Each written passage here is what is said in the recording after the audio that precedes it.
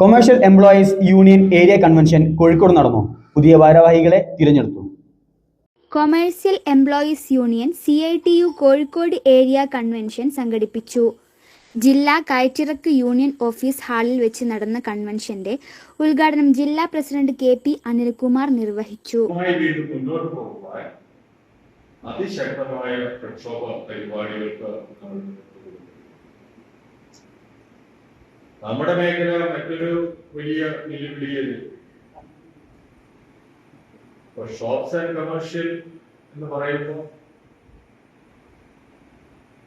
എല്ലാ തരത്തിലുള്ള തൊഴിലാളികൾ, പക്ഷേ മെമ്പർഷിപ്പിന്റെ അടിസ്ഥാനത്തിൽ ഏരിയ പ്രസിഡന്റ് ഋഷി അധ്യക്ഷനായി.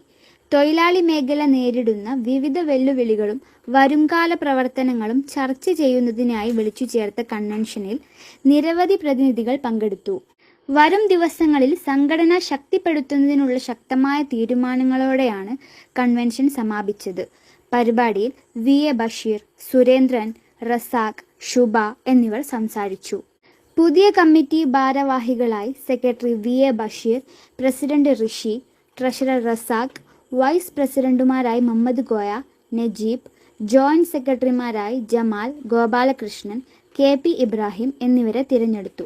News bureau, Kozhikode.